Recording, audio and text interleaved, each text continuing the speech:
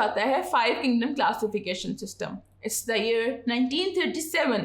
71 years have passed since the 3 kingdom system was introduced.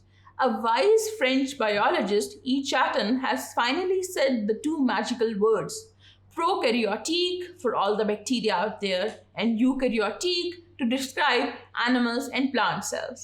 These words equate to modern day prokaryotes and eukaryotes. 30 more years passed by. In 1967, Robert Whittaker ने finally 5 kingdom classification system को introduce करा ही दिया. इस classification system की 2 बहुत ही important basis हैं जो पिछले सारे प्रॉब्लम्स का सलूशन भी हैं. पहली बात, cellular organisation.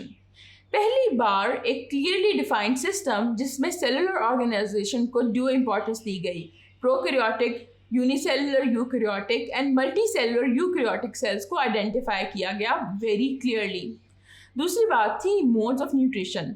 There were 3 separate modes were taken into consideration to classify organisms. These are photosynthesis for plants, absorption and ingestion for others. In basis पे organisms के 5 kingdom बनाए गए, that is Monera, Protista, Fungi, Plantae and Animalia.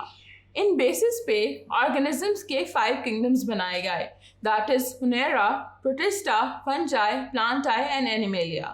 फिर almost 20 years बाद एक और improvement आई इस सिस्टम में और cellular organisation and mode of nutrition के साथ साथ जेनेटिक्स को भी इंक्लूड किया गया बाय 2 साइंटिस्ट, मार्गुलिस एंड शवार्ट्ज.